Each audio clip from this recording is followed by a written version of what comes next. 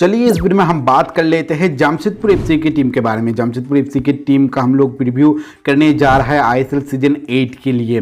यहाँ पर भाई हम लोग बहुत कुछ चीज़ डिस्कशन करने जा रहे हैं इस टीम के ऊपर, जैसे कि इनका लास्ट किस तरीके का परफॉर्मेंस रहा है, किस तरीके से उन्होंने ट्रांसफर मार्केट में काम किया है, इस सीजन के लिए क्या है इनका टोटल स्क्वाड, प्लेइंग 11 क्या हो सकता है, strength, weakness, key player, what to expect from this team this season. तो ये सब कुछ भाई यहाँ पर फुल्ली तरीके से हम लोग आलोचना करेंगे। आपको अगर ये सब कुछ जानना है जमशेदपुर एफसी के बारे में तो इस वीडियो को अंत तक जरूर देखते रहना। तो जमशेदपुर एफसी का अगर पास्ट परफॉर्मेंस देखा जाए तो भाई उतना खास नहीं रहा है।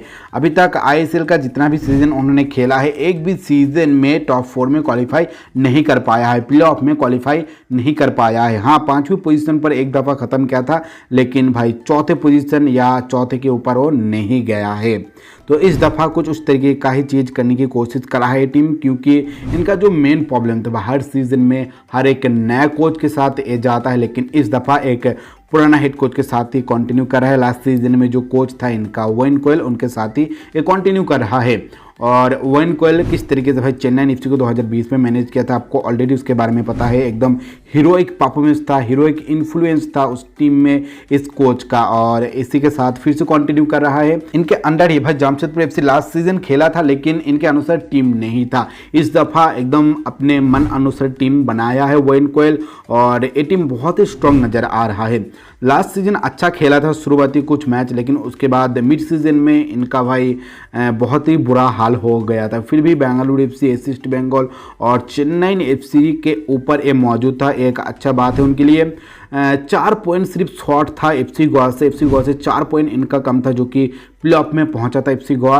तो इनके पास 27 पॉइंट था, जिसके चलते भाई वो आगे नहीं गया था। और लास्ट सीजन इनका भाई एक प्रॉब्लम बहुत ही ज़्यादा खटक रहा था, वो है भाई गोल स्कोरिंग। ज़्यादा गोल उन्होंने स्कोर नहीं किया था, सिर्फ 21 गोल स्कोर किया था 20 मैच पे। तो एक बहुत ही बड़ा फैक्ट है इस बार के। इस दफ़ा कुछ होगा इस टीम का, अगर वो अच्छा करने की कोशिश करता है। फिर भी भाई मुझे लग रहा है कहीं ना कहीं एक प्रॉब्लम है इनके पास, जो कि मैं आपको वीकनेस में बताने जा रहा हूं। लेकिन इस दफ़ा कुछ पॉजिटिव साइन भी हमें देखने को मिल रहा है, जैसे कि एक कोच के साथ स्टिक किया है। इसके अलावा इनका प्री सीजन बहुत ही अच्छा गया है। नौसेना एफसी को 2-0 से हराया था। जॉर्डन मोडे जो उनका नया खिलाड़ी है भाई, उन्होंने 2 गोल लगाए थे उस मैच पे, तो अपना स्कोर सीट उन्होंने ओपन कर दिया है। इसके अलावा बेंगलुरु एफसी के खिलाफ एक स्कोर लाइन पर ड्रॉ गया था, अनबीटन रन उनका चल रहा था। केरला ब्लास्टर्स एफसी के साथ भी 2 फ्रेंडली मैच हुआ, 3-0 से एक मैच पे जीत हासिल किया, एक स्कोर लाइन पर एक मैच ड्रॉ किया। मुंबई सिटी एफसी के साथ एक मैच होना था, लेकिन वो रेन के चलते कैंसिल हो गया है। और उसके बाद 15 नवंबर बेंगलुरु एफसी के साथ एक मैच था, लेकिन वहाँ पर उनको हार स्वीकार करना पड़ा। हालांकि पूरा अगर प्री सीजन देखा जाए तो इनका अच्छा रहा है प्री सीजन में, और हम लोग उम्मीद करेंगे कि उस तरीके का परफॉर्मेंस अब हमें सीजन में देखने को मिले। कोचिंग स्टाफ भाई सेम ही लास्ट सीजन जिस तरीके से था इनका कोचिंग स्टाफ वही है। वेन कोयल के ऊपर पूरा भाई हम लोग यहाँ पर फेथ रख सकते हैं। जिस तरीके से उन्होंने चेन्नई एफसी में काम किया था 2020 में, हम लोग उम्मीद करेंगे कि उस तरीके का ही काम करें। इस कोच के बारे में ज़्यादा कुछ बताने की ज़रूरत नहीं, आपको इनके बारे में बहुत कुछ पता है। अब चलिए हम बात कर लेते हैं कि किस तरीके से इन्होंने ट्रांसफर मार्केट में काम किया है। तो इन्होंने कुछ नया विदेशी और कुछ नए इंडियन खिलाड़ी को अपनी टीम में शामिल किया है। कुछ खिलाड़ी बाहर जा चुका है। अगर हम बात करें विदेशी खिलाड़ी का, तो भाई विदेशी खिलाड़ी में शामिल हुआ है एलिसेबिया, इसके अलावा जॉर्डन मोरे जो कि लास्ट सीजन केरला ब्लास्टर्स में खेल रहा था। एलिसेबिया भी भाई चेन्नई एफसी की तरफ से खेला था इनके अंडर। उसके बाद स्कॉटलैंड से ग्रेग स्टुअर्ट को भी इन्होंने शामिल किया है अपने अटैकिंग फोर्स में। अगर डोमेस्टिक खिलाड़ी की मैं बात करूँ तो एनास एडिथोरी का भाई फिर से कमबैक किया जमशेदपुर एफसी में। इसके अलावा ऋत्विक दास आया है प्रोनोय हल्दार एटी के मोहन बागान से लोन आउट होकर यहाँ पर इस सीजन खेलेगा। उसके बाद ईशन पंडिता, एक बहुत ही बड़ा नाम, उनको भी भाई शामिल किया अपने टीम से। एफसी गोवा को उन्होंने छोड़ दिया है। कोमल आया है एटी के मोहन बागान से। उसके बाद सैमुअल डोंगल के साथ नया कॉन्ट्रैक्ट इनका साइन हुआ है लॉन्ग टर्म प्रोसेस के लिए। और भी बहुत सारे खिलाड़ी इन्होंने अपने टीम में शामिल किया है। अगर आउट्स की मैं बात करूं तो यहाँ पर भाई स्टीफन एजे बाहर गया है। उसके बाद डेविड ग्रांडे, अर्टेम मोंडोय, उसके बाद फिट जेराड भी बाहर जा चुका है, जो कि इनका विदेशी खिलाड़ी है। और भी कुछ इंडियन खिलाड़ी बाहर गया है, वो आपको ऑलरेडी पता होगा, तो यहाँ पर नहीं बता रहा हूँ। अब चलिए हम बात कर लेते हैं कि इनका टोटल स्क्वाड क्या है, कौन कौन खिलाड़ी सिलेक्ट हुआ है आईएसएल सीजन 8 खेलने के लिए जमशेदपुर एफसी के तरफ से। तो सबसे पहले अगर गोलकीपर की मैं बात करूँ तो यहाँ पर शामिल हुआ है भाई पवन कुमार, विशाल यादव, रहनेश टीपी और मोहित धामी। नेक्स्ट अगर डिफेंडरों को देखा जाए तो यहाँ पर है भाई लालदीन पुया, नरेंद्र गहलोत, रिकी, उसके बाद एलिसाबिया, संदीप मंडी, लालडियाना रेंटली, उसके बाद करण आमीन, पीटर हटले, एनएस एडिटोरिका। मिडफील्ड में शामिल हुआ है बोरिस सिंह, जितेंद्र सिंह, उसके बाद लेन डोंगल, प्रणय हलदर, कोमल थेरर, उसके बाद एलेक्स लीमा, मुबस्सिर रहमान, ऋत्विक दास, गोराचंद मंडी। फॉरवर्ड में शामिल हुआ है निरजस वल्किस, उसके बाद जॉर्डन मुरे, फारूक चौधरी, ग्रेग स्टीवर्ट और ईशन पंडिता। तो ये हो गया भाई जमशेदपुर एफसी का टोटल स्क्वाड इस सीजन के लिए, एकदम कंफर्म ऑफिशियल स्क्वाड है, यहाँ पर कोई संदेह नहीं है। अब चलिए हम प्रिडिक्ट कर लेते हैं कि किस तरीके का बेस्ट प्लेइंग 11 हो सकता है इनका इस टीम से। तो इनका फॉर्मेशन आपको पता है कि 4-4-2 फॉर्मेशन प्रेफर्ड करता है। गोलकीपिंग में भाई टीपी रहने फर्स्ट चॉइस रहेगा। उसके बाद डिफेंसिव लाइन पर आपको सेंटर पोजीशन पर पीटर हार्टले और एलिसाबिया का जोड़ी देखने को मिलेगा। बहुत ही स्ट्रॉन्ग और तगड़ा डिफेंसिव लाइन इनका नजर आ रहा है। राइट में रहेगा भाई रेंथोली और लेफ्ट में रहेगा रिकी। बहुत ही अच्छा सेटअप है डिफेंसिव लाइन के लिए ये 4 खिलाड़ी। उसके बाद अगर मैं मिडफील्ड की बात करूं तो डिफेंसिव पोजीशन पर प्रणय हलदर रहेगा और 2 फ्लैंक पर राइट पर रहेगा भाई सिमिलन डोंगल और बोरिस रहेगा लेफ्ट पर। एलेक्स लीमा क्रिएटिव मिडफील्ड की तरह काम करेगा और वल्किस ईशन पंडित ऊपर रहेगा भाई फिनिश करने के लिए, गोल दागने के लिए। मेरे हिसाब से तो भाई यही है बेस्ट लाइनअप इस सीजन के लिए जमशेदपुर एफसी का। इसके अलावा कुछ ऑल्टरनेट ऑप्शन आप लोग यूज कर सकते हो। बोरिस के जगह कोमल थेरर आ सकता है और इसके अलावा आप अगर ग्रेग को खिलाना चाहते हो तो आप एलेक्स लीमा के जगह खिला सकते हो। मुबस्सिर रहमान का भी एक ऑप्शन है क्रिएटिव मिडफील्ड में। तो कुछ इस तरीके का है भाई इनका फॉर्मेशन रहेगा, इनका लाइनअप रहेगा इस दफ़ा। अब चलिए हम बात कर लेते हैं इनके स्ट्रेंथ के बारे में। तो स्ट्रेंथ की अगर मैं बात करूं तो इनका डिफेंस लाइन बहुत ही तगड़ा है। देखिए आप लोग यहाँ पर पीटर हार्टली और एलिसाबिया को यूज़ करेंगे, साथ साथ आपके पास एक बैकअप ऑप्शन एनएस एडिटोरिका। तो सेंटर डिफेंसिव लाइन जो भाई है वो बहुत ही तगड़ा है, यहाँ पर उतना ज़्यादा प्रॉब्लम नहीं आएगा। और इस दफ़ा मुझे लग रहा है कि बहुत सारा क्लीन शीट रखने वाला है जमशेदपुर एफसी टीपी रहने से, क्योंकि बहुत स्ट्रॉन्ग है इनका डिफेंस लाइन, एक बहुत ही बड़ा स्ट्रेंथ है इनका। इसके अलावा इस दफ़ा जिस तरीके से उन्होंने अटैक को बनाया है, ईशन पंडिता और वल्किस ये दोनों ही बहुत ही धार रखता है अपने पैर में और भाई एक अच्छा कॉम्बिनेशन बन सकता है। जॉर्डन मुरे भी भाई इनके पास मौजूद थे जो भाई क्विक सर्विस दे सकता है इस टीम को। लास्ट सीजन 7 गोल लगाया था केरला ब्लास्टर्स एफसी की तरफ से खेलते हुए। तो एक बहुत ही बड़ा फैक्टर यहाँ पर जॉर्डन मुरे का भी रहने वाला है। एलेक्स लीमा की जगह मैं जॉर्डन मुरे को भी यहाँ पर रख सकता हूँ उनके बेस्ट प्लेइंग 11 में।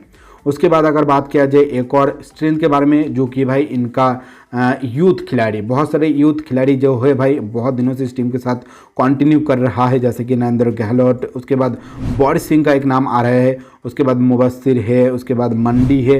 तो ये सभी खिलाड़ी भाई बहुत दिनों से इस टीम के साथ जुड़ा हुआ है और अच्छा खासा एक्सपीरियंस इनको भी भाई मिल चुका है। तो इतना कम उम्र में इतना मैच्योरिटी तरीके से इन्होंने अभी तक इस टीम के साथ काम किया है, जो कि एक बहुत बड़ा स्ट्रेंथ बन सकता है इस दफ़ा इस टीम का। ईशन पंडित के एडिशन और भी ज़्यादा यहाँ पर इस चीज़ को बूस्ट कर रहा है। इसके अलावा अगर मैं यहाँ पर वीकनेस की बात करूँ तो मैंने आपको बताया कि यहाँ पर थोड़ा क्रिएटिव लाइन में गड़बड़ी है। तो क्रिएटिव मिडफील्डर का बैकअप मौजूद नहीं है। जॉर्डन मुरे हाँ है, लेकिन मुझे तो नहीं लग रहा है कि उतना ज़्यादा इफेक्टिव होगा। अगर कहीं ना कहीं उनका फॉर्म गिर जाता है तो मुश्किल में पड़ सकता है जमशेदपुर एफसी। तो एक बहुत ही बड़ा कॉन्सर्न वाला चीज़ है यहाँ पर। इसके अलावा भाई एक और वीकनेस इनका है कि फारूक चौधरी जो कि अच्छा खासा एक्सपीरियंस गेन कर लिया है इस टीम के साथ, वो इस दफ़ा नहीं खेल रहा है। अगर फारूक चौधरी यहाँ पर रहता तो भाई थोड़ा डेप्थ नज़र आता 2 विंग पर हमें, लेकिन अपने इंजरी के चलते वो इस दफ़ा शायद इस सीजन में कमबैक नहीं कर पाएगा। फिलहाल के लिए हमें तो वो नज़र आ रहा है उनके टीम में, उनके स्क्वाड में। और इनके अलावा भाई उनके जगह कोमल थेरर और बोरिस सिंह खेल रहा है, जिनके पास उतना ज़्यादा भाई प्लेइंग टाइम नहीं है आईएसएल में। वो एटीके मोहन बागान के साथ जुड़ा हुआ था तो उनको उतना ज़्यादा प्लेइंग टाइम नहीं मिला है। तो अगर ये दोनों काम कर देता है तो अच्छा है, लेकिन इनके पास एक्सपीरियंस का थोड़ा कमी है। लेकिन फिर भी टैलेंटेड खिलाड़ी है, यंग खिलाड़ी है, अपने आप को प्रूव करने की कोशिश करेगा। अगर ये दोनों कर देता है तो भाई वार्डन अरे हो सकता है इस टीम का। और इसके बाद चलिए हम बात कर लेते हैं कि की प्लेयर्स कौन कौन हो सकता है इस टीम के लिए इस सीजन में। पहला नाम है भाई जॉर्डन मुर्रे, जो कि ऑस्ट्रेलिया से आ रहा है। कैडम स्ट्रेप्सी के साथ अच्छा सीजन गया है उनका, 7 गोल लगाया है जैसे कि मैंने आपको बताया। उसके बाद जमशेदपुर एफसी का जो प्री सीजन हुआ था वहाँ पर भी अच्छा खासा परफॉर्मेंस करके उन्होंने दिखाया है, 2 गोल लगाया है प्री सीजन में। तो इनके पास भाई एक्सपीरियंस है आईएसएल में खेलने का। लास्ट सीजन बहुत ही तगड़ा उनका परफॉर्मेंस था और इस दफ़ा वो भाई अपना गोल और भी ज़्यादा बढ़ाना चाहेगा इस टीम के साथ। और पोटेंशियल है इनके पास, ये डबल फिगर में जा सकता है, डबल फिगर में गोल लगा सकता है इस टीम के साथ। तो एक बहुत ही बड़ा यहाँ पर की खिलाड़ी साबित होने वाला है। उसके बाद ईशन पंडित है, जो कि लास्ट सीजन एफसी गोवा को ज्वाइन किया था और बेंच से आकर टोटल उन्होंने 4 गोल लगाया था बहुत ही क्रूशियल पॉइंट पर, जो कि बहुत ही ज़्यादा इफेक्ट दिया एफसी गोवा में। लेकिन एफसी गोवा में उनको प्रॉपर गेम टाइम नहीं मिल रहा था, गेम टाइम उनको ज़रूरत है, इसीलिए भाई वो अपने आप को शिफ्ट किया जमशेदपुर एफसी में। और जमशेदपुर एफसी ने उनको गेम टाइम का प्रॉमिस किया है और वेन कोयल के अंडर और भी ज़्यादा साइन कर सकता है ईशन पंडिता, मुझे लग रहा है, और एक बहुत ही बड़ा की खिलाड़ी होगा इस टीम का। इसके अलावा भाई एली साबिया डिफेंसिव लाइन पर एक नया एडिशन है इस टीम का, जो कि भाई 6.2 फीट का है। तो कितना बड़ा जायंट है आपको पता है, और बहुत दिनों से आईएसएल में खेला है, चेन्नई एफसी के साथ अच्छा खासा एक्सपीरियंस है। और इस खिलाड़ी को भेद करना उतना आसान नहीं होगा कोई भी स्ट्राइकर के लिए। तो एक बहुत ही बड़ा की खिलाड़ी है डिफेंसिव लाइन पर। और पीटर हटली भाई ऑलरेडी मौजूद है, जो कि अपने आप को प्रूव कर चुका है लास्ट सीजन। तो इन दोनों का जोड़ी भाई बहुत ही इफेक्टिव रहेगा यहाँ पर जमशेदपुर एफसी के लिए। साथ साथ इनका जो हाइट है उसका फ़ायदा सेट पीसेस में यूज करेगा जमशेदपुर एफसी, वो एक बहुत ही बड़ा एडवांटेज है। तो एली साबिया भी भाई एक की खिलाड़ी है इस टीम का इस सीज़न। और इसके बाद चलिए हम बात कर लेते हैं कि क्या एक्सपेक्ट किया जा सकता है इस सीज़न इस टीम से। तो लास्ट टाइम बहुत अच्छा किया था, 2 बड़े बड़े टीमों को भाई इन्होंने हरा कर दिखाया था, जैसे कि एटीके मोहन बागान, नॉर्थ यूनाइटेड एफसी दोनों ही टॉप 4 में क्वालिफाई किया था। मुंबई सिटी एफसी के साथ ड्रॉ किया था।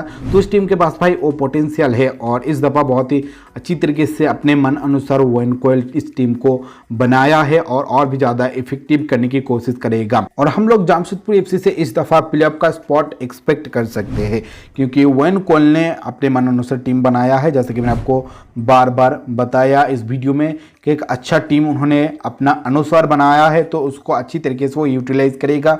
और जो हिस्ट्री रहा है टॉप 4 में उनका, वो बहुत ही ख़राब रहा है, लेकिन इस दफ़ा चेंज होने वाला है। मुझे लग रहा है कि इस दफ़ा बहुत ही अच्छा चांस है जमशेदपुर एफसी का टॉप 4 में जाने के लिए, लेकिन कंपटीशन बहुत ही हाई है और जमशेदपुर एफसी कंपटीशन में रहेगा मेरी अगर माना जाए तो। आप लोग भी क्या सोच रखते हो इस टीम के बारे में मुझे कमेंट करके ज़रूर बताइए। मेरे तरफ से जितना हो सका इस टीम को लेकर बताने के लिए मैंने आपको बता दिया। फिलहाल के लिए इस वीडियो को यहीं पर एंड कर रहा हूं। आपको बहुत बहुत शुक्रिया टाइम निकाल के इस वीडियो को देखने के लिए। अगर आपको वीडियो अच्छा लगे तो लाइक जरूर कर दीजिए, अपने दोस्तों से इस वीडियो को ज़्यादा से ज़्यादा शेयर कर दीजिए, ताकि उनको इस तरह की इंपॉर्टेंट चीज़ों के बारे में पता चले। और आपने अब तक चैनल को सब्सक्राइब नहीं किया है तो चैनल को सब्सक्राइब करने के बाद ऑल नोटिफिकेशन ऑन कर दीजिए, ताकि आपको फटाफट नोटिफिकेशन मिल जाए जब भी मैं वीडियो अपलोड करूँ।